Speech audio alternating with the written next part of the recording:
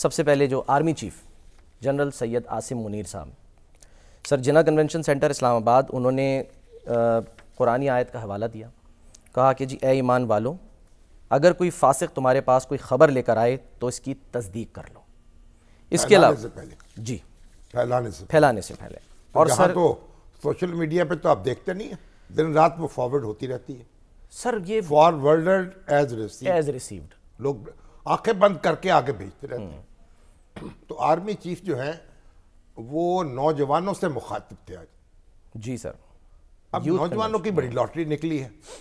شہباز شریف صاحب بھی نوجوانوں سے مخاطب ہیں، اور ابھی تھوڑی دیر پہلے کی بات کر رہے تھے، وہ بھی گفتگو کر رہے تھے، اور آرمی چیف بھی نوجوانوں سے مخاطب تھے۔ جی اب جہاں جاتے ہیں اب نوجوانوں کا تذکرہ ہے کہ پاکستان میں نوجوانوں کی آبادی تو بہت زیادہ ہے، بالکل، اور جو ہماری پی ٹی آئی ہے اس کی نظر بھی نوجوانوں پر ہے۔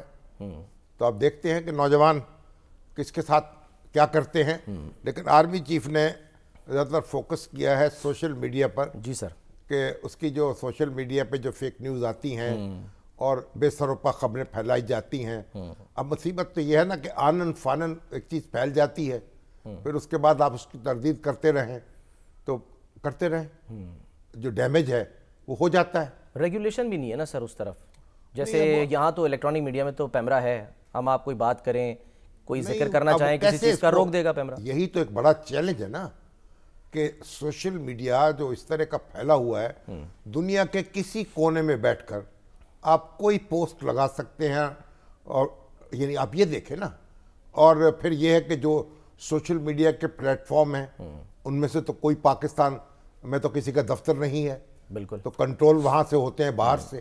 کوششیں کی گئی تھیں لیکن وہ نہیں کامیاب ہوئی۔ تو ایک بڑا چیلنج ہے، یہ درپیش ہے کہ سوشل میڈیا جو ہے اس کے اندر جو جھوٹ پھیلایا جاتا ہے اور جو پروپیگنڈا کیا جاتا ہے، اس سے نجات کیسے حاصل کی جائے، اس کے راستے میں کیسا باندھا جائے۔ ابھی تو دیکھیں نا کہ جو سپریم کورٹ کے ججوں کے خلاف جو طوفان بدتمیزی مچائے ہوئے لوگ تھے، تو ان میں سے کوئی 500 سے زیادہ جو ہیں ان کی تو نشاندہی ہوئی ہے، مگر اب ان کے خلاف کارروائی ہوگی تو جو ملک کے اندر بیٹھے ہوئے ہیں ان کی حوصلہ شکنی ہوگی۔ پر ایک بڑا چیلنج ہے، اور ہمارا ملک جس میں آپ ٹریفک کنٹرول نہیں کر سکتے۔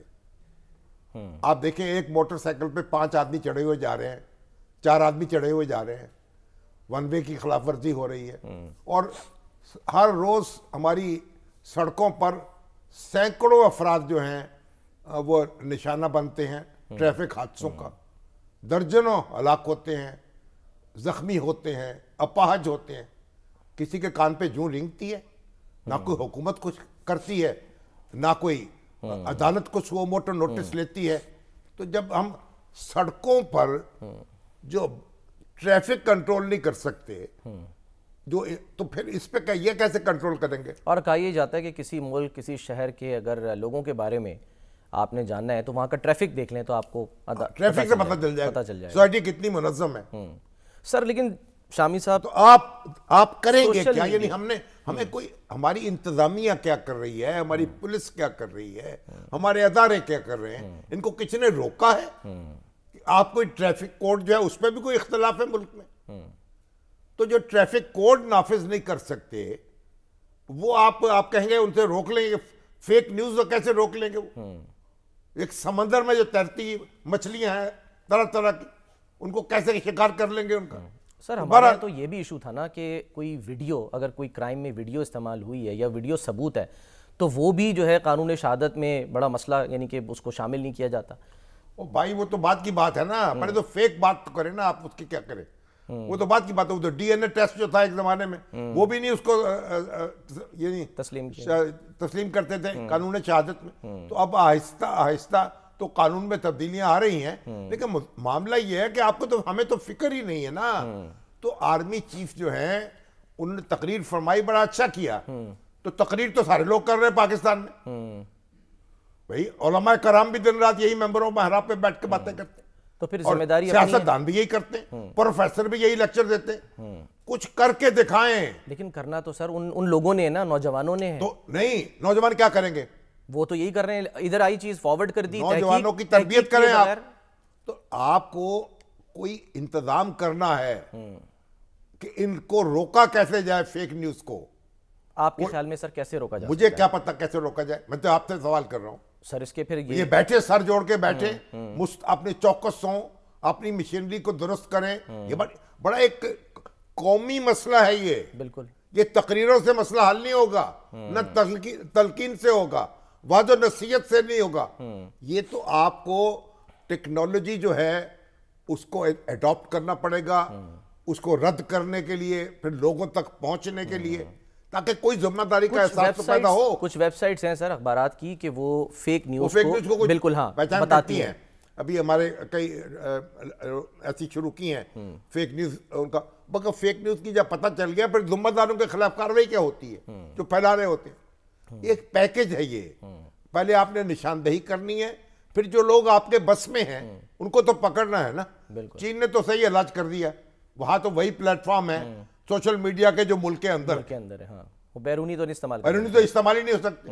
ایران میں چلے جائیں وہاں بھی یہی صورتحال ہے, مگر آپ نے تو پھاٹک کھولے ہوئے ہیں, سرحدیں کھلی ہیں سر. پھر لیکن ایک پھر شور مچے گا, آزادی ہے, کون سی آزادی یار, شور مچتا ہے. پہلے تو آزادی ملک کی چاہیے نا. لوگ تو یہ کہتے ہیں جی سوشل میڈیا سے تو ہمیں وہ خبریں مل جاتی ہیں جو ہمیں الیکٹرانک میڈیا سے نہیں ملتی. پہلے تو آزادی چاہیے ملک کی, خود مختاری چاہیے ملک کی, سالمیت چاہیے ملک کی. بالکل, باقی باتیں تو بات کی ہیں.